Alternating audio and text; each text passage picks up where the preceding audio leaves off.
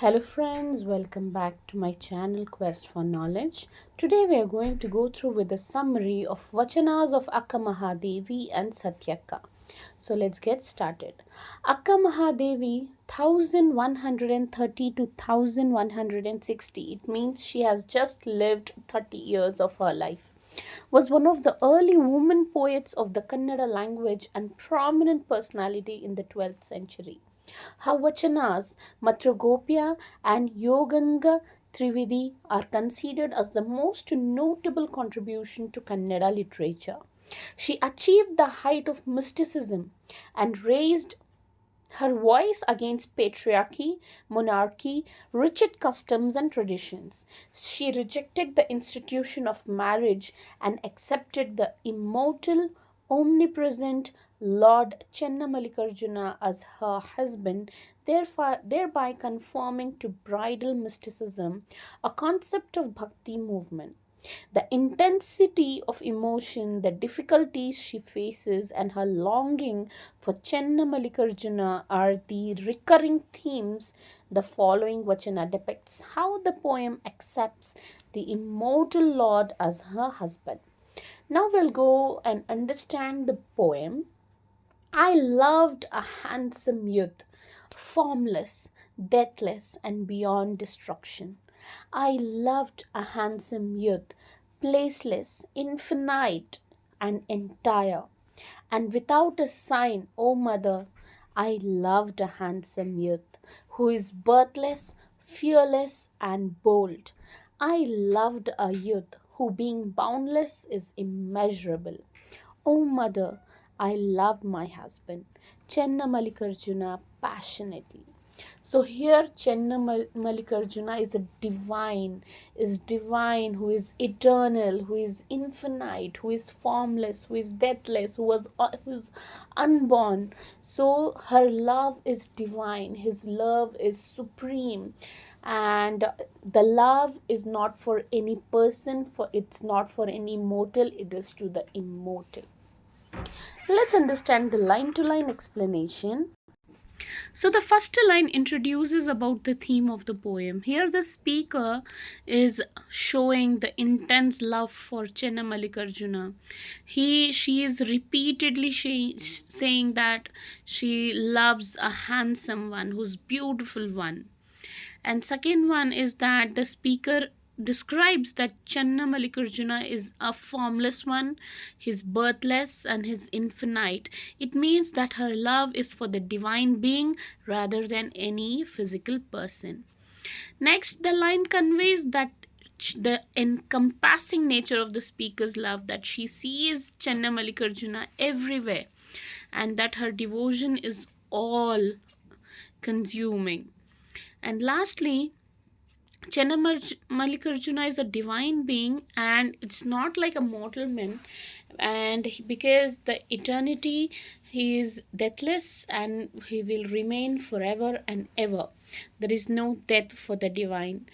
Lastly, the speaker rejects the idea of earthly love. She avoids immortal men because mortal men are temporary, but the love for the immortal one, the supreme one, is always going to be eternal. So that one is Chenna Mallikarjuna, to whom she loves passionately. Now the summary. The poem is a declaration of a profound love for an eternal, formless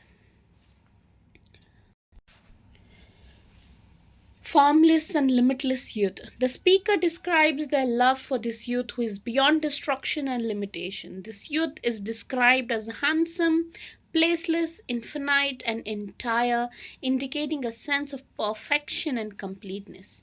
The speaker addresses mother, possibly seeking understanding or approval or guidance for their love. They emphasize the qualities of the youth they love, such as birthless, fearless, bold, highlighting the youth's divinity and eternal nature.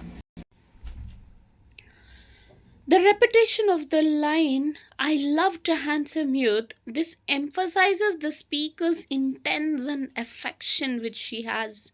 The youth is portrayed as boundless and immeasurable, that suggesting that the person the love is vast, and it is not to somebody physical. It's a great and supreme love. Finally, the speaker reveals that she loves passionately to husband named Chenna Malikarjuna, using this name as a metaphor for the eternal youth the Chenna Malikarjuna, the divine, adore. This suggests that their earthly love is an expression of their deeper spiritual connection with the divine. Now let's move on to the summary of Satyakka. Satyakka, she was born in the 12th century in Hirijamburu near Shiralakoppa of Shimoga district. Hailing from a humble background of a sweeper family, a Dalit woman, writer was able to rise to the status of sainthood. It was because of the 12th century Bhakti movement which gave the right to freedom of expression and equal status to women in the society. 27 of her vachanas have been found with the signature Shambhu Jakkeshwara. Apart from the supremacy of Lord Shiva, she focuses on gender equality. The present vachana is about the formless immortal Lord and the realizations of one's inner self.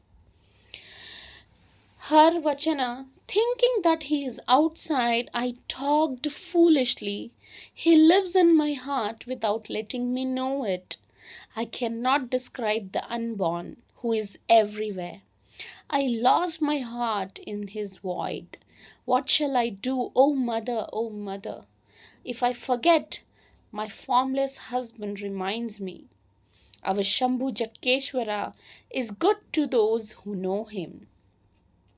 So the same Mastani, the one who is in deep love, deep connection with the Supreme One, to which she is in love for to the divine being, and that love is gonna be for the eternity, and that is not a temporary one, and this love is a permanent one, and there is no replacement for such kind of love. So here this line says that the speaker reveals that she spoke carelessly because she believed that lover is outside, but actually the lover is present in her, and the lover is, and she's unaware of his presence, and his feelings is always there for her, in her, for him.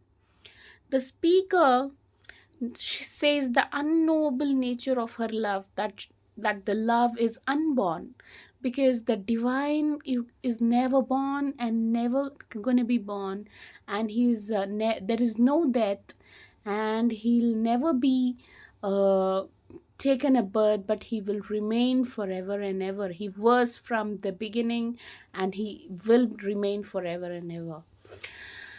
And the speaker feels she has lost her heart to this all encompassing love. The speaker turns to her mother for guidance and comfort, expressing about her helplessness. What shall I do, oh mother, oh mother? I forget. The speaker now reveals that even the formless husband, if she forgets about him, again he reminds about his presence, as he is a spiritual entity, and she's not able to, even if she sometimes forget, but he always reminds his presence to her. Lastly, she says that it's some Shambhu Jakkeshwara, which is also another name for Shiva, a Hindu god known for transformation and destruction. This reinforced the speaker's perception of her lover as a powerful and all-encompassing presence. And last line is good to those who know him. This line suggests that only those who truly understand Shiva can experience his godness. So this is the love they are trying to express it in the form of vachana. Now let's understand the summary of Satyakka's vachana. The speaker reflects on their initial misconception that the love is external. Later she realized that actually the love is in her heart, and even she was not aware of it.